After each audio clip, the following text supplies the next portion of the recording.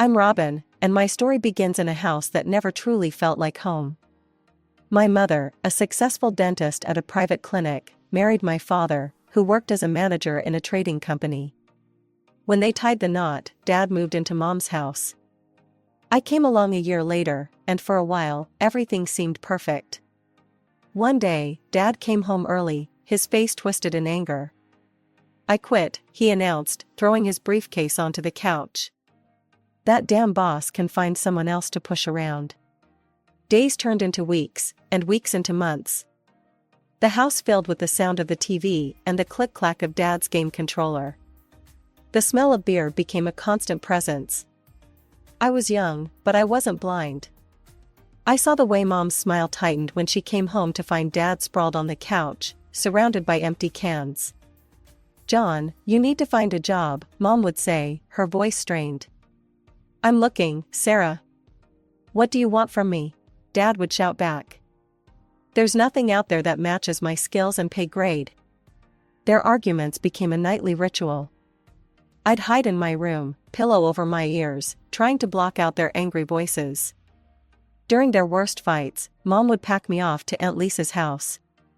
Aunt Lisa lived just a 15-minute drive away with Uncle Mark and my cousin Tommy, who was a couple years younger than me.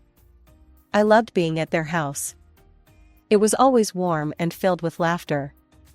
Uncle Mark would teach me and Tommy how to play board games, and Aunt Lisa would bake cookies that filled the whole house with the smell of chocolate and vanilla. "You know you're always welcome here, sweetie," Aunt Lisa would whisper to me as she tucked me in at night. No matter what. Those words were a lifeline. As much as I loved my parents, being at Aunt Lisa's felt more like home than my own house ever did. One day, after a particularly nasty fight, I overheard Mom talking to Aunt Lisa in the kitchen.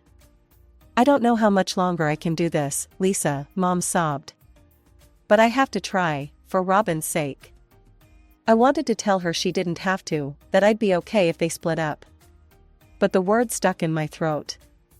I was just a kid, after all. What did I know about marriage and love? Little did I know, things were about to get a whole lot more complicated. Dad finally got a job, but it came with a catch: lots of business trips. At first, it seemed like a blessing. When Dad was away, the house was peaceful. Mom would help me with my homework, and we'd have quiet dinners together. But as the months went by, I started to notice something was off. The way Mom's face would tighten when Dad called to say he'd be away for another week. The hushed phone conversations she'd have with Aunt Lisa when she thought I couldn't hear. I was barely 8 when my world came crashing down.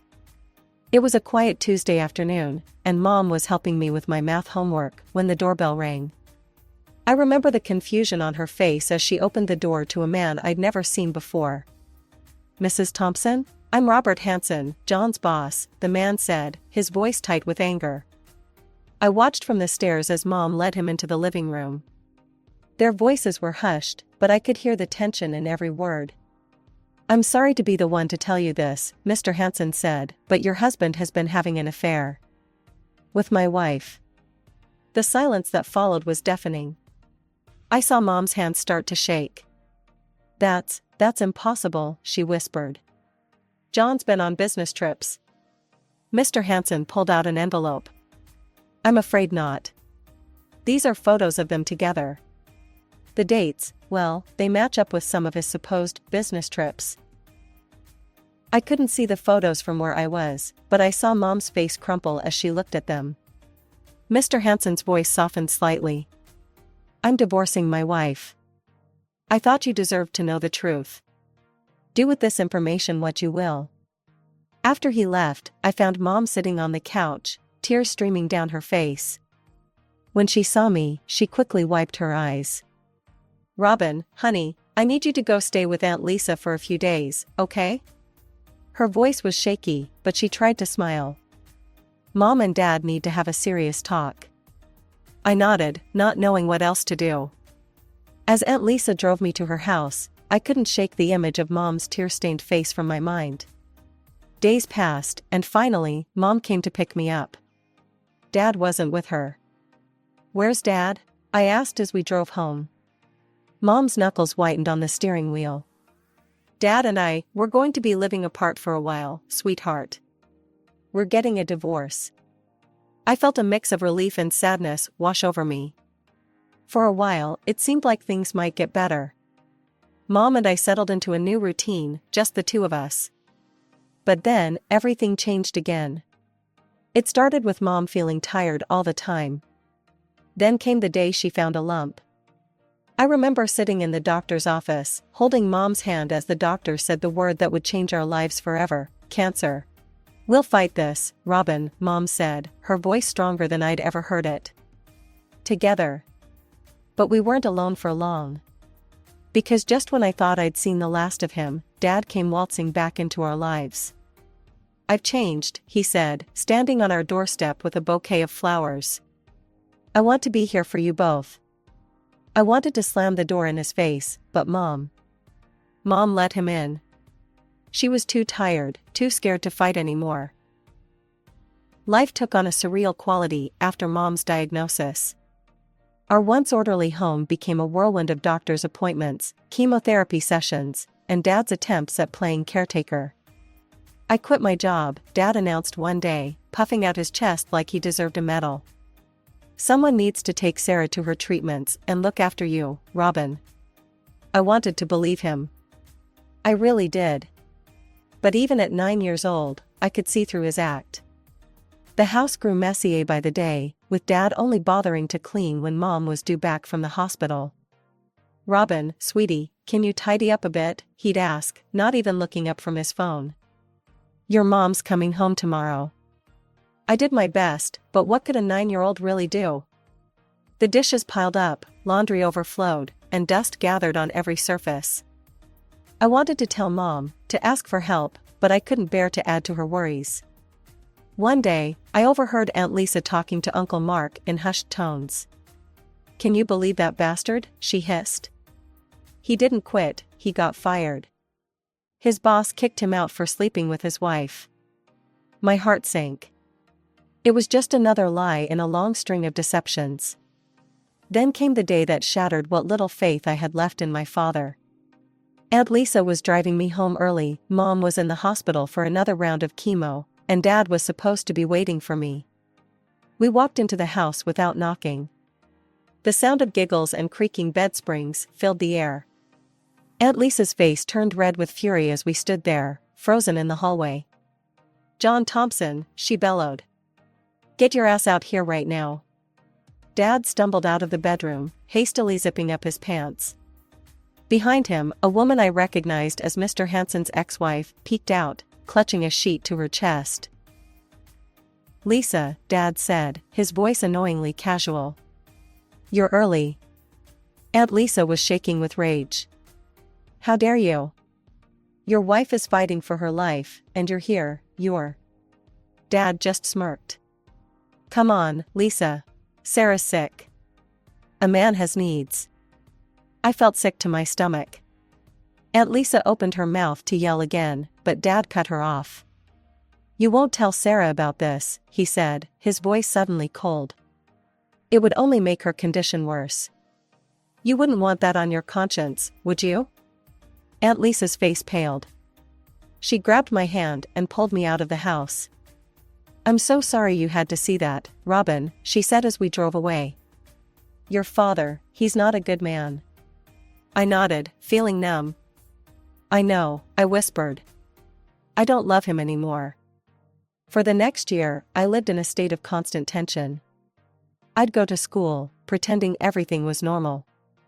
I'd visit Mom in the hospital, holding her hand and telling her about my day, carefully omitting anything about Dad. And then, one cold autumn morning, the call came. Mom was gone. I felt like I was drowning, gasping for air in a world that suddenly made no sense. Aunt Lisa held me as I sobbed, while Dad just stood there, looking almost relieved. The day we buried Mom was the hardest of my life. I stood there, numb and hollow, as they lowered her casket into the ground. Dad put on quite a show, sniffling and dabbing at his eyes with a handkerchief. A week after the funeral, we met with Mom's lawyer. I sat there, picking at a loose thread on my black dress, as the lawyer cleared his throat and began to read. "To my beloved daughter, Robin," he said, "I leave all my worldly possessions, including our family home and all my savings." The room went dead silent. I looked up, confused, to see Dad's face turning an ugly shade of purple. "What the hell?" he exploded. "That can't be right. I'm her husband." The lawyer adjusted his glasses. "I'm afraid it's all very clear, Mr. Thompson. Your daughter inherits everything. She'll be able to manage the property from the age of 18. Dad whirled on Aunt Lisa, who was sitting beside me. "You," he snarled. "You put her up to this, didn't you? Poisoned her against me." Aunt Lisa just looked at him, her eyes cold. "Sarah knew you, John. She knew you better than you think." We left the office with Dad still ranting. For the next few days, he barely looked at me, like I was the one who had betrayed him. But I was too lost in my grief to care. 3 months crawled by. I was sitting in my room one afternoon, flipping through an old photo album, when I heard unfamiliar laughter from downstairs. Curious, I crept down to find Dad in the living room with a woman I recognized all too well, his mistress, Mr. Hansen's ex-wife. "Robin," Dad said, his voice falsely cheery. "Come meet Candy. She's going to be living with us now." Candy gave me a wide, fake smile. "Hi, sweetie. You should call me Mom from now on, okay?" I felt like I'd been punched in the gut. "She is not my mother," I spat out. Over the next few days, Candy went on a rampage through our house. I watched, helpless and furious, as she packed away all of Mom's photos, her knickknacks, everything that made the house feel like home. "We need to make room for our new family," she chirped, ignoring my glare as she shoved another box of Mom's things into the attic. I retreated to my room, clutching the few photos of Mom I'd managed to save. As I sat there, surrounded by the last remnants of my mother's presence, I made a silent promise: I won't let them erase Mom. Life in what used to be my home became increasingly unbearable. Dad and Candy settled into a lifestyle of lazy indulgence that made my stomach turn. They never worked a day, content to live off the rent from Candy's apartment and the monthly allowance that came into my account, money Mom had left for my care. "See, Robin?" Dad would say, sprawled on the couch with a beer in hand. "This is the good life. No need to work ourselves to death like your mother did." Candy was no better. She'd spend hours online shopping, boxes of clothes and makeup arriving almost daily. "We deserve nice things," she'd say, modeling yet another new dress. Meanwhile, I was growing out of my clothes, my shoes falling apart. When I'd ask for money for new ones, Dad would scowl. "Christ, Robin, do you ever stop growing?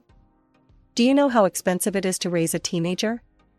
They'd go on lavish vacations, leaving me behind with Aunt Lisa and Uncle Mark. Part of me was relieved to escape the toxic atmosphere at home, but another part felt the sting of rejection. As my 16th birthday approached, I realized I couldn't rely on Dad for anything anymore. I needed my own money, my own independence. That's when I saw the help wanted sign in the window of Joe's coffee shop. That first shift was brutal. My feet ached, my arms burned from carrying trays, and I went home smelling like coffee grounds and dish soap. But I felt a spark of pride I hadn't experienced in years. When I got my first paycheck, I almost cried. It wasn't much, but it was mine. I'd earned it. "What's this?" Dad asked one day, noticing my new phone. "Where'd you get the money for that?" "I got a job," I said, bracing for his reaction. He snorted. "A job? What do you need a job for?" "We provide everything you need." I bit back a bitter laugh. They provided the bare minimum, spending most of my money on themselves. But I just shrugged. I wanted some extra cash. As the months went by, I worked every shift I could get. I saved every penny, hiding the money in a locked box under a loose floorboard in my room. Slowly, I built up a wardrobe of clothes that actually fit, bought school supplies without having to beg, treated myself to small luxuries like books and art supplies. More importantly, I was building something else: confidence, independence, and a burning determination to take control of my life. As I approached my 18th birthday, a sense of anticipation filled me. Freedom was so close I could almost taste it. But life, as I'd learned, had a way of throwing curveballs when you least expected them. It started with the sound of hammering and drilling. I came home from school one day to find the house in chaos, with workers tramping in and out. "What's going on?" I asked, dodging a man carrying a bucket of paint. Candy waddled over, her face flushed with excitement. She grabbed my hands, her eyes sparkling. "Oh, Robin, we have wonderful news. We're having a baby." I felt like I'd been punched in the gut. Dad appeared behind her, grinning from ear to ear. "Isn't it great, kiddo? You're going to be a big sister." I forced a smile, feeling more alone than ever. "Yeah, great." As the weeks passed, I watched as they transformed the house. New furniture arrived, walls were repainted, and baby items started appearing everywhere. I felt like a ghost in my own home, invisible and unwanted. Then, a month before my 18th birthday, everything fell apart.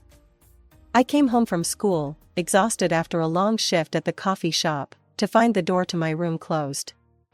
A cute little sign hung on it, reading "Baby's Room" in pastel letters. "Dad? Candy?" I called out, a sense of dread filling me. They appeared from the living room, Candy's pregnant belly leading the way. Dad had a strange look on his face, a mix of satisfaction and determination. "Robin," he said, his voice oddly formal. "Candy and I have been talking. We need your room for the nursery. We think it's best if you move out." The world seemed to tilt on its axis. Move out? But, where am I supposed to go? Candy bustled forward, shoving a suitcase into my hands. "Don't worry, I packed your things myself. You should thank me, really. I made sure to include all your important stuff." I opened the suitcase, seeing a jumble of clothes and a few personal items. Everything else, my books, my art supplies, the mementos of Mom, were gone. But this is my home," I stammered, tears welling up in my eyes. Dad's face hardened. "Not anymore. It's time for you to grow up, Robin." I fled, suitcase in hand, tears streaming down my face. I found myself at Aunt Lisa's doorstep, sobbing as I told her what happened. Aunt Lisa's face turned stormy. Those. She took a deep breath, visibly calming herself. "Don't worry, sweetie. You'll stay with us. This isn't over." She marched to the phone and called her lawyer, explaining the situation in rapid-fire words. I sat on the couch, feeling numb as she talked. Finally, she hung up and turned to me, a fierce light in her eyes. "Robin, listen to me. That house? It's yours. Your mother left it to you, remember? You can't officially manage it until you're 18, but in 1 month, you'll be able to do whatever you want with it." A spark of hope ignited in my chest. So they can't just kick me out?" Aunt Lisa shook her head. "No, they can't. And once you're 18, you can kick them out."